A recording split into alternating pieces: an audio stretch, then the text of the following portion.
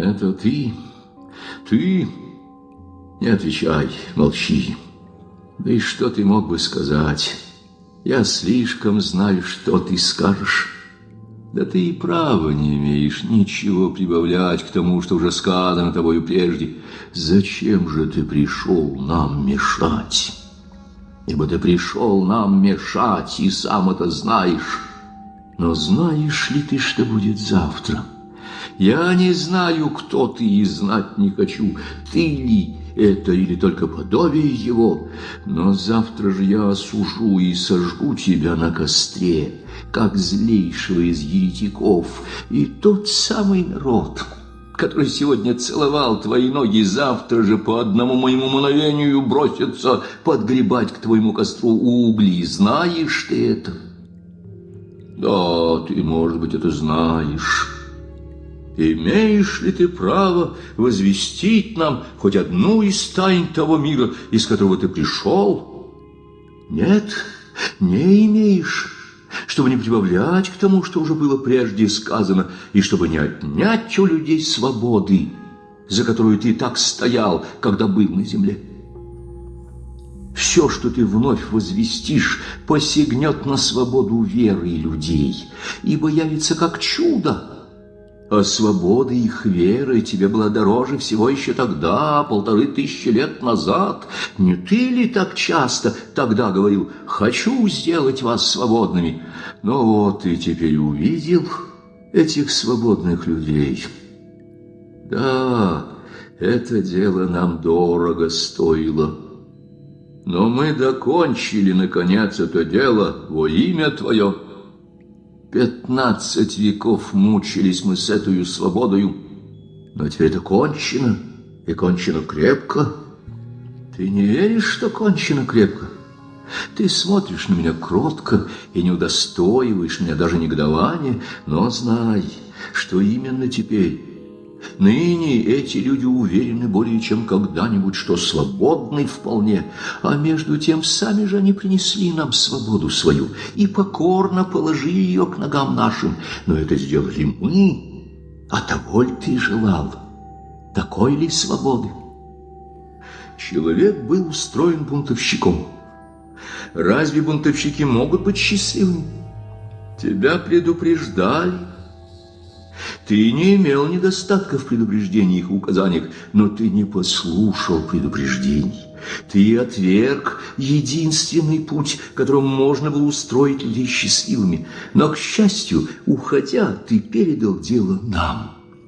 Ты обещал, ты утвердил своим словом, ты дал нам право связывать и развязывать. И уж, конечно, не можешь и думать отнять у нас это право теперь. Зачем же ты пришел нам мешать? Страшный и умный дух, дух самоуничтожения и небытия. Великий дух говорил с тобой в пустыне, и нам передано в книгах, что он будто бы искушал тебя. Так ли это? И можно ли было сказать хоть что-нибудь истиннее того, что он возвестил тебя в 3 вопросах, и что ты отверг, и что в книгах названо искушениями? А между тем, если было когда-нибудь на земле совершено настоящее громовое чудо, то это в тот день, в день этих 3 искушений. Именно в появлении этих 3 вопросов и заключалось чудо.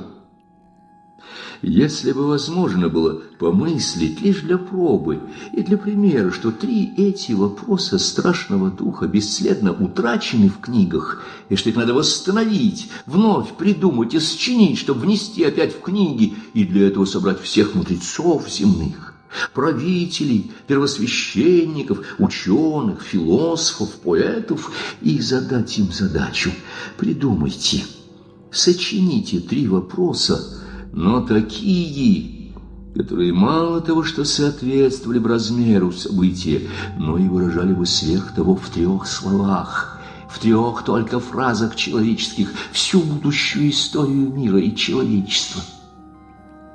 То думаешь ли ты, что вся премудрость земли вместе соединившаяся, могла бы придумать хоть что-нибудь подобное по силе и по глубине тем 3 вопросам, которые действительно были предложены тебе тогда могучим и умным духом в пустыне.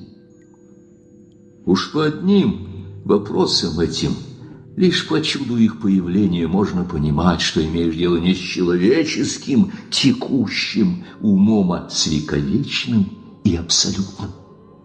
Ибо в этих 3 вопросах как бы совокуплена в одно целое и предсказана вся дальнейшая история человеческая, и явлены 3 образа, в которых сойдутся все неразрешимые исторические противоречия человеческой природы на всей земле.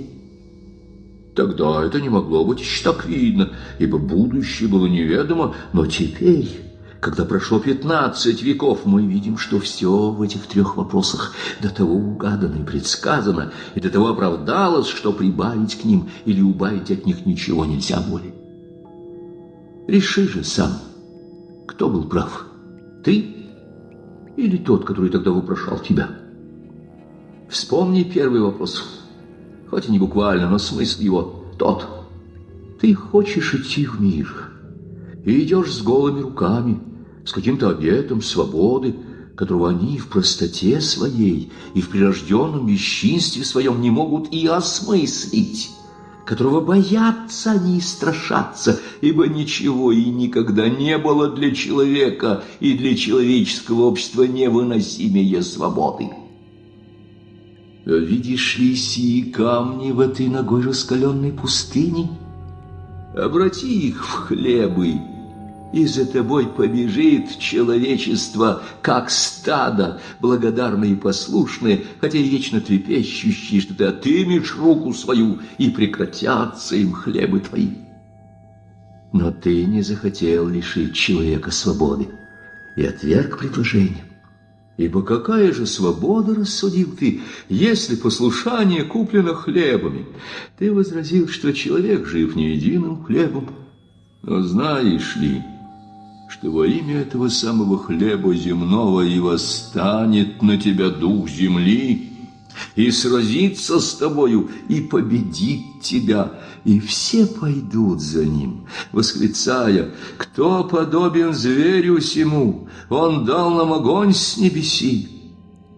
Знаешь ли ты, что пройдут века, и человечество провозгласит устами своей премудрости и науки, что преступления нет, а стало быть, нет и греха, а есть лишь только голодные?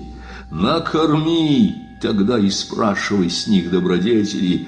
Вот что напишут на знамени, которые воздвигнут против тебя, и которым разрушится храм твой. На месте храма твоего воздвигнется новое здание, воздвигнется вновь страшная Вавилонская башня. И хотя и это не достроится, как и прежнее, но все же ты мог бы избежать этой новой башни и на 1000 лет сократить страдания людей, ибо к нам же ведь они придут. К нам, промучившись 1000 лет со своей башней, они отыщут нас тогда опять под землей в катакомбах, скрывающихся, и мы будем вновь гонимы и мучимы. Найдут нас и возопьют к нам: «Накормите нас!» Ибо те, которые обещали нам огонь с небеси, его не дали. И тогда уж мы и достроим их башню. Ибо достроит тот, кто накормит, а накормим лишь мы во имя Твое, и солжем, что во имя Твое. О, никогда без нас они не накормят себя. Никакая наука не даст им хлеба, пока они будут оставаться свободными, но кончится тем, что они принесут свою свободу к ногам нашим и скажут нам: «Лучше поработите нас, но накормите нас». Поймут, наконец, сами, что свобода и хлеб земной вдоволь для всякого вместе немыслимы, ибо никогда не сумеют они разделиться между собою. Убедятся тоже, что не могут быть никогда и свободными, потому что малосильны, порочны, ничтожны и бунтовщики. Ты обещал им хлеб небесный, но, повторяю опять, Может ли он сравниться в глазах слабого, вечно порочного и вечно неблагородного людского племени с земным? И если за тобою во имя хлеба небесного пойдут тысячи и десятки тысяч, то что станется с миллионами и с десятками тысяч миллионов существ, которые не в силах будут пренебречь хлебом земным для небесного? Или тебе дороги лишь десятки тысяч великих и сильных, а остальные миллионы, бесчисленные, как песок морской, слабых, но любящих тебя, должны лишь послужить материалом для великих и сильных? Нет, нам дороги и слабые, они порочны, они бунтовщики, но под конец они-то станут и послушными. Они будут дивиться на нас и будут считать нас за богов, за то, что мы, став во главе их, согласились выносить свободу и над ними господствовать. Так ужасно им станет под конец быть свободными. Но мы скажем, что послушны тебе и господствуем во имя твое. Мы их обманем опять, ибо тебя мы уж не пустим к себе. В обмане этом и будет заключаться наше страдание, ибо мы должны будем лгать. Вот что значил этот первый вопрос в пустыне, и вот что ты отверг во имя свободы, которую поставил выше всего. А между тем, в вопросе этом заключалась великая тайна мира сего. Приняв хлебы, ты бы ответил на всеобщую и вековечную тоску человеческую, как единоличного существа, так и целого человечества вместе. Это пред кем преклониться? Нет заботы беспрерывнее и мучительнее для человека, как, оставшись свободным, сыскать поскорее того, пред кем преклониться. Но ищет человек преклониться пред тем, что ж бесспорно, столь бесспорно, чтобы все люди разом согласились на всеобщее пред ним преклонение, ибо забота этих жалких созданий не в том только состоит, чтоб сыскать то, пред чем мне или другому преклониться, но чтоб сыскать такое, чтобы и все уверовали в него и преклонились пред ним, и чтоб непременно все вместе. Вот это потребность общности преклонения и есть главное, я бы сказал, главнейшее мучение каждого человека единолично и как целого человечества с начала веков. Из-за всеобщего преклонения они истребляли друг друга мечом, они созидали богов и взывали друг к другу: бросьте ваших богов и придите поклониться нашим, не то смерть вам и богам вашим. И так будет до скончания мира. Даже и тогда, когда исчезнут в мире и боги, все равно падут пред идолами. Ты знал. Ты не мог не знать эту основную тайну природы человеческой. Но ты отверг единственное, абсолютное знамя, которое предлагалось тебе, чтобы заставить всех преклониться пред тобою бесспорно, знамя хлеба земного, и отверг во имя свободы и хлеба небесного. Взгляни же, что сделал ты далее, и все опять во имя свободы. Говорю тебе, что нет у человека заботы мучительнее, как найти того, кому передать поскорее тот дар свободы, с которым это несчастное существо рождается, но овладевает свободой людей лишь тот, кто успокоит их совесть. С хлебом тебе давалось бесспорное знамя. Дашь хлеб, и человек преклонится, ибо ничего нет бесспорнее хлеба. Но если в то же время кто-нибудь овладеет его совестью, помимо тебя, тогда он даже бросит хлеб твой и пойдет за тем, который обольстит его совесть. В этом ты был прав. Ибо тайна бытия человеческого не в том, чтобы только жить, а в том, для чего жить. Без твердого представления себе, для чего ему жить, человек не согласится жить и скорее истребит себя, чем останется на земле, хотя бы кругом его все были хлебы. Это так, но что ж вышло? Вместо того, чтобы овладеть свободой людей, ты увеличил мою еще больше. Или ты забыл, что спокойствие, даже смерть человеку дороже свободного выбора в познании добра и зла. Нет ничего обольстительнее для человека, как свобода его совести, но нет ничего и мучительного. И вот вместо твердых основ для успокоения совести человеческой раз навсегда ты взял все, что есть необычайного, гадательного и неопределенного, взял все, что было не по силам людей, а потому поступил, как бы и не любя их вовсе. И это кто же? Тот, который пришел отдать за них жизнь свою? Вместо того, чтобы овладеть людской свободой, ты умножил ее и обременил ее мучениями душевное царство человека вовеки. Ты возжелал свободной любви человека, чтобы свободно пошел он за тобою, прельщенный и плененный тобою, вместо твердого древнего закона. Свободным сердцем должен был человек решать впредь сам, что добро и что зло, имея лишь в руководстве твой образ пред собою. Но неужели ты не подумал, что он отвергнет же наконец и оспорит даже и твой образ, и твою правду, если его угнетут таким страшным бременем, как свобода выбора? Они воскликнут, наконец, что правда не в тебе, ибо невозможно было оставить их в смятении и мучении более, чем сделал ты, оставив им столько забот и неразрешимых задач. Таким образом, сам ты и положил основание к разрушению своего же царства, и не вини никого в этом более. А между тем, то ли предлагалось тебе?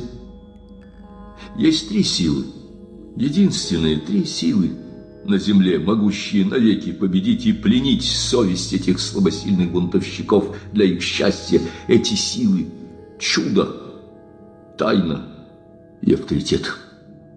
Ты отверг и то, и другое, и третье, и сам подал пример тому. Когда страшный премудрый дух поставил тебя на вершине храма и сказал тебе: если хочешь узнать, сын ли ты Божий, то верзись вниз, ибо сказано про то, что ангелы подхватят и понесут его, и не упадет, и не расшибется, и узнаешь тогда, сын ли ты Божий, и докажешь тогда, какова вера твоя в отца твоего. Но ты, выслушав, отверг предложение, и не поддался, и не бросился вниз. О, конечно, ты поступил тут гордо и великолепно, как Бог. Но люди-то люди, но слабое бунтующее племя — это они-то боги ли? О, ты понял тогда, что, сделав лишь шаг, лишь движение броситься вниз, ты тотчас бы искусил Господа, и веру в Него всю потерял, и разбился бы о землю, которую спасать пришел, и возрадовался бы умный дух, искушавший тебя. Но, повторяю, много ли таких, как ты? И неужели ты в самом деле мог допустить хоть минуту, что и людям будет под силу подобное искушение? Так ли создана природа человеческая, чтобы отвергнуть чудо и в такие страшные моменты жизни, моменты самых страшных, основных и мучительных душевных вопросов своих, оставаться лишь со свободным решением сердца? О, ты знал, что подвиг твой сохранится в книгах, достигнет глубины времени и последних пределов земли, и понадеялся, что, следуя тебе, и человек останется с Богом, не нуждаясь в чуде. Но ты не знал, что чуть ли человек отвергнет чудо, то тотчас отвергнет и Бога. Ибо человек ищет не столько Бога, сколько чудес. И так как человек оставаться без чуда не в силах, то насоздаст он себе новых чудес, уже собственных, и поклонится уже знахарскому чуду, бабьему колдовству, хотя он 100 000 раз был бунтовщиком, еретиком и безбожником. Ты не сошел со креста, когда кричали тебе, издеваясь и дразня тебя: сойди со креста и уверуем, что это ты. Ты не сошел. потому что опять-таки не захотел поработить человека чудом и жаждал свободной веры, а не чудесной. Жаждал свободной любви, а не рабских восторгов невольника пред могуществом, раз навсегда его ужаснувшим. Но и тут ты судил о людях слишком высоко. Ибо, конечно, они невольники, хотя и созданы бунтовщиками, а зрись и суди. Вот прошло 15 веков. Поди, посмотри на них, кого ты вознес до себя. Клянусь, человек слабее и ниже создан, чем ты о нем думал. Может ли он исполнить то, что и ты? Столь уважая его, ты поступил, как бы перестав ему сострадать, потому что слишком много от него и потребовал. Это кто же? Тот, который возлюбил его более самого себя? Уважая его менее бы от него и потребовал, а это было бы ближе к любви, ибо легче была бы ноша его. Он слаб и подл. Что в том, что он теперь повсеместно бунтует против нашей власти и гордится, что он бунтует? Это гордость ребенка и школьника.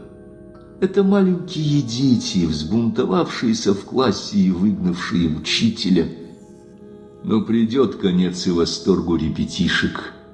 Он будет дорого стоить им. Они не спровергнут храмы и зальют кровью землю. Но догадаются, наконец, глупые дети, что хоть они бунтовщики, но бунтовщики слабосильные, собственного бунта своего не выдерживающие. Обливаясь глупыми слезами своими, они сознаются, наконец, что создавший их бунтовщиками, без сомнения, хотел посмеяться над ними. Скажут они это в отчаянии, и сказанное ими будет богохульством, от которого они станут еще несчастнее, ибо природа человеческая не выносит богохульства, и в конце концов сама же всегда и отомстит за него. Итак, неспокойство, смятение и несчастье — вот теперешний удел людей после того, как ты столь претерпел за свободу их.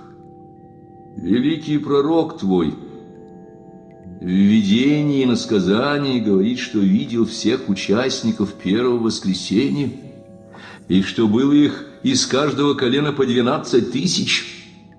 Но если было их столько, то были они как бы не люди, а боги. Они вытерпели крест твой, они вытерпели десятки лет голодные ногой пустыни, питаясь акридами и кореньями. И уж, конечно, ты можешь с гордостью указать на этих детей свободы, свободной любви, свободной и великолепной жертвы их во имя твое. Но вспомни, что их было всего только несколько тысяч, да и то богов, а остальные... И чем виноваты остальные слабые люди, что не могли вытерпеть того, что могучие? Чем виновата слабая душа, что не в силах вместить столь страшных даров? Да неужто ж ты и впрямь приходил лишь к избранным и для избранных? Но если так, то тут тайна, и нам не понять ее. А если тайна, то и мы вправе были проповедовать тайну и учить их, что не свободное решение сердец их важно, и не любовь, а тайна, которой они повиноваться должны слепо, даже мимо их совести. Так мы и сделали. Мы исправили подвиг твой и основали его на чуде, тайне и авторитете. И люди обрадовались, что их вновь повели, как стадо, и что с сердец их снят, наконец, столь страшный дар, принесший им столько муки. Правы мы были, уча и делая так, скажи. Неужели мы не любили человечество, столь смиренно сознав его бессилие, с любовью облегчив его ношу и разрешив слабосильной природе его хотя бы и грех, но с нашего позволения? К чему ж ты пришел нам теперь мешать? И что ты молча и проникновенно глядишь на меня кроткими глазами своими? Рассердись. Я не хочу любви твоей, потому что сам не люблю тебя. И что мне скрывать от тебя? Или я не знаю, с кем говорю? То, что имею сказать тебе, все тебе уж известно, я читаю это в глазах твоих, и я ли скрою от тебя тайну нашу? Может быть, ты именно хочешь услышать ее из уст моих. Слушай же, мы не с тобой, а с ним. Вот наша тайна. Мы давно уж не с тобой, а с ним уже 8 веков. Ровно 8 веков назад, как мы взяли от него то, что ты с негодованием отверг, тот последний дар, который он предлагал тебе, показав тебе все царства земные, мы взяли от него Рим и меч Кесаря и объявили лишь себя царями земными, царями едиными, хотя и до ныне не успели еще привести наше дело к полному окончанию. Но кто виноват? О, дело это до сих пор лишь в начале, но оно началось. Долго еще ждать завершения его. Еще много выстрадает земля, но мы достигнем и будем кесарями. И тогда уж помыслим о всемирном счастье людей. А между тем, ты мог бы еще и тогда взять меч кесаря. Зачем ты отверг этот последний дар? Приняв этот третий совет могучего духа, ты восполнил бы все, что ищет человек на земле, то есть пред кем преклониться, кому вручить совесть и каким образом соединиться, наконец, всем в бесспорный, общий и согласный муравейник, ибо потребность всемирного соединения есть третье и последнее мучение людей. Всегда человечество в целом своем стремилось устроиться непременно всемирно. Много было великих народов с великой историей, но чем выше были эти народы, тем были и несчастнее, ибо сильнее других сознавали потребность всемирного соединения людей. Великие завоеватели, Тимуры и Чингисханы пролетели как вихрь по земле, стремясь завоевать вселенную. Но и те, хотя и бессознательно, выразили ту же самую великую потребность человечества ко всемирному и всеобщему единению. Приняв мир и Порфиру Кесаря, основал бы всемирное царство и дал бы всемирный покой.